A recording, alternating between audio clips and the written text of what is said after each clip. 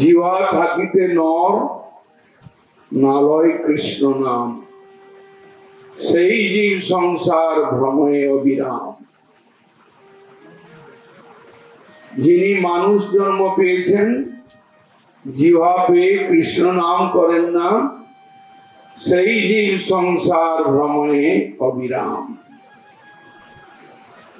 তাকে সংসার ভ্রমণ করতে হয়, উচ্চ নিচ জনিতে ভ্রমণ করতে হয়। বৃক্ষলতা কীট পতঙ্গ পশু পক্ষী দেবতা যক্ষর কিন্নর ভূত পেট পিশাচ বিভিন্ন জনিতে সে ভ্রমণ করতে থাকে। যে মানব জন্ম পেয়ে জিহ্বা পেয়েছেন, কৃষ্ণ নাম উচ্চারণ করেন না, দুনিয়ার কথা বলেন, পাপা ডাডি মাম্মি রিঙ্কু ঝিঙ্কু টিঙ্কু আর অন্যের প্রতি ঝগড়া দেশ মাৎসর্য হিংসার কথা যার মুখ দিয়ে জোরে বেরোয়, কিন্তু কৃষ্ণ নাম বলবার সময় বলেন আমি অত কথা বলতে পারবো না। স্কন্দ পুরাণ অষ্টাদশ পুরাণের মধ্যে একটি পুরাণ, সেই পুরাণে বলছেন মধুরম মধুরম এতদ মঙ্গলম মঙ্গলানাম। সমস্ত মঙ্গলের মঙ্গল, মধুর থেকে মধুরতর এতদ কৃষ্ণ নাম। এই যে কৃষ্ণ নাম মধুর হতেও মধুর। সকল নিগমবল্লী সৎফলম চিৎ স্বরূপম। বেদরূপ বৃক্ষের যত শাখা প্রশাখা লতা, তার প্রপক্ষ ফল হচ্ছে এই কৃষ্ণ নাম। বেদ হচ্ছে শাস্ত্র, শাসন বাক্যযুক্ত নিয়মাবলী, জীবের জীবনে শান্তির পথ দেখায়, আনন্দের পথ দেখায়। সেই যে বেদ, বেদব্যাস ঋষি ভারতবর্ষের সেই মহান ঋষি সপ্তাবেশ অবতার, তিনি বেদ রচনা করেছেন, বেদ বিভাজন করেছেন। তিনি বেদের সার উদ্ধৃত করে বেদান্ত উপনিষদ পুরাণ রচনা করেছেন। অষ্টাদশ পুরাণ, তার মধ্যে স্কন্দ পুরাণের এই শ্লোকে বলছেন কৃষ্ণ নাম মধুর থেকে মধুরতর। মধুরম মধুরম এতদ মঙ্গলম মঙ্গলানাম। সকল নিগমবল্লী সৎফলম চিৎ স্বরূপম। একটা সুন্দর প্রপক্ষ ফল, চিন্ময় ফল, এই জগতের ফল নয়, অমৃততুল্য ফল কৃষ্ণ নাম। বেদ রূপ বৃক্ষের একটা পাকা ফল, গাছ পাকা। বলছেন সক্রিত বিপরীত, একবার যদি সেই কৃষ্ণ নাম কেউ জিহ্বা দিয়ে শ্রদ্ধার সঙ্গে উচ্চারণ করেন, সক্রিত বিপরীতম শ্রদ্ধয়া হেলয়া বা, আপনি শ্রদ্ধার সঙ্গে করেন অথবা হেলার সঙ্গে, পরিহাস স্তোভম পরিহাস্যম হেলনম বা বৈকুণ্ঠ নাম গ্রহণম অশেষ অগহরণ বিদু। শ্রীমদ ভাগবত গ্রন্থরাজ বলছেন কৃষ্ণ নাম আপনি উচ্চারণ করবেন, বিপদে পড়ে পরিহাস চলে হেলার সঙ্গে শ্রদ্ধার সঙ্গে যেভাবেই আপনি জপ করুন। বৈকুণ্ঠ নাম গ্রহণম অশেষ অগহরণ বিদু। অশেষ পাপ নাশক এই কৃষ্ণ নাম।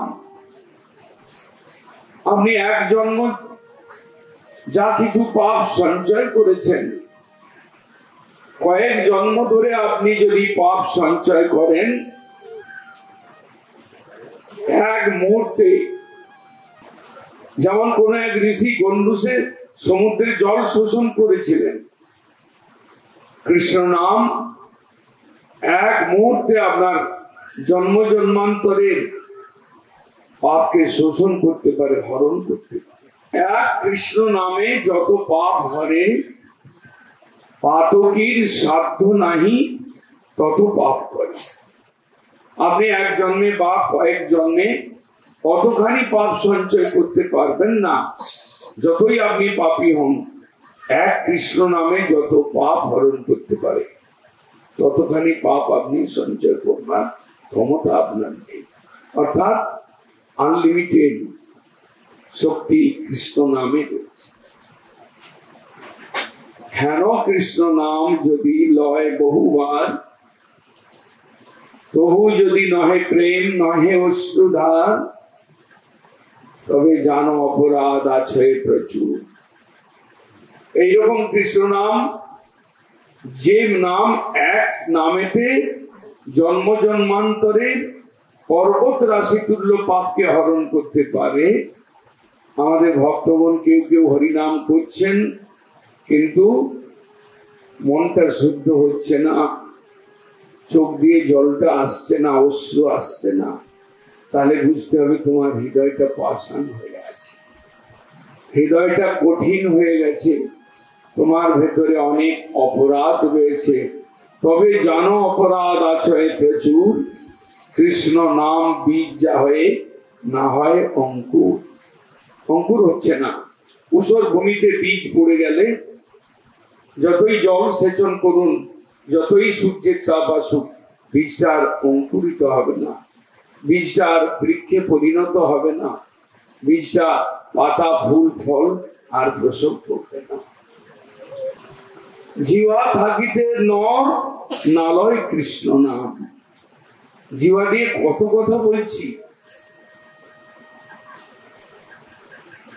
কত ভালোবাসার কথা বলছি, মিথ্যা ভালোবাসা, 2 দিনের ভালোবাসা, স্বার্থে আঘাত করলে সঙ্গে সঙ্গে ছাই হয়ে যায় ভালোবাসা।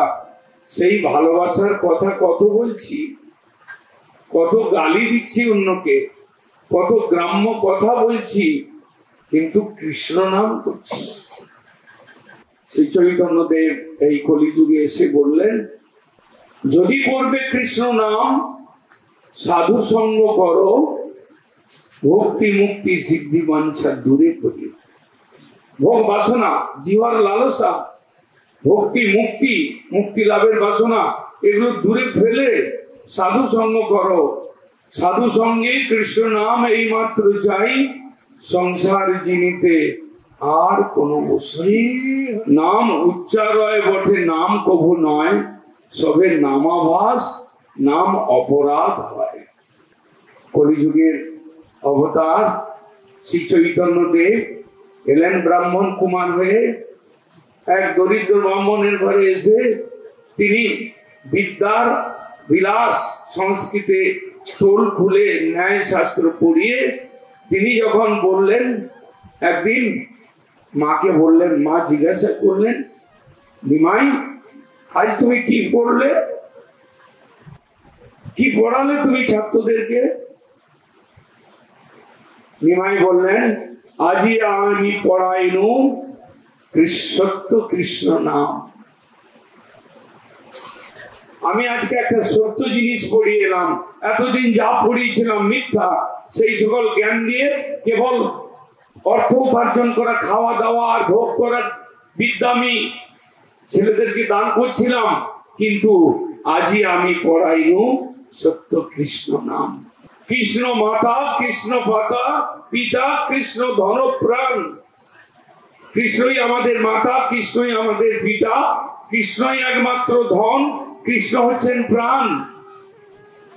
আজই আমি পড়াইনু সত্য কৃষ্ণ। সে কি, তুমি কি বলছো? তুমি নাকি ব্যাকরণের পণ্ডিত, তুমি কৃষ্ণ নাম পড়াচ্ছ? একদিন মহাপ্রভুর ছাত্ররা যখন মহাপ্রভু গয়ায় পিতৃপিণ্ড দিয়ে এলেন, আসার পর থেকে এমন ভাব হলো ওখানে গুরু মন্ত্র নিয়ে এলেন ঈশ্বরপুরী পাদের কাছে, কৃষ্ণ মন্ত্র। এসে কয়েকদিন ভাবে ছিলেন, তারপরে বললেন যে পড়ানো শুরু করছো না কেন? তো ছাত্রদেরকে ডাকলেন, বলে কাল থেকে আমি পড়াবো। আবার ছাত্ররা এলেন, ক্লাস চালু হলো। উনি যা কিছু বলেন সব কৃষ্ণ ব্যাখ্যা করেন, যা ব্যাখ্যা করেন সেগুলো কোনো ভুল নয়, সত্য বলছেন। নিরন্তর কৃষ্ণ নাম ব্যাখ্যা করছেন। 1 দিন গেল, 2 দিন গেল, 5 দিন গেল, 7 দিন গেল, একদিন হঠাৎ মহাপ্রভু নিজেই বলছেন, আচ্ছা তোমরা আমি যা বলছি, আমি যা পড়াচ্ছি সব বুঝতে পারছো তো? ছাত্ররা উত্তর দিলেন, আমরা তো আপনার কথা সব বুঝতে পারছি, কিন্তু একটা গন্ডগোল হচ্ছে। সেই গন্ডগোলটা কি? যে জন্য আমরা স্কুলে এসেছি সেই কাজটা হচ্ছে না। আমরা ডেলি কিন্তু আপনার মুখ থেকে কৃষ্ণ নাম শুনছি। তাহলে তোমরা তো আমাকে বলা উচিত ছিল 7 দিন ধরে তোমাদের পড়া বন্ধ। সে কি? বললো, হ্যাঁ 7 দিন থেকে আর কিছু পড়া হচ্ছে না। তখন মহাপ্রভু বললেন, ঠিক আছে বাবা, এই আমি পুঁথিতে দৌড় দিয়ে বাঁধলাম, কাল থেকে অন্য টিচারের কাছে যাবে, আমার দ্বারা কৃষ্ণ ছাড়া আর কোনো শিক্ষা পড়ানো সম্ভব হবে না। যখন বললেন তখন শিষ্যরা বললেন, আপনার কাছে যা পেলাম অমৃত, এই অমৃত ছেড়ে আবার অন্য টিচারের কাছে যে বিষ পান করবো, তার থেকে আপনি পড়াবেন, কাল থেকে আপনার সঙ্গে আমরা হরিনাম। হরে রাম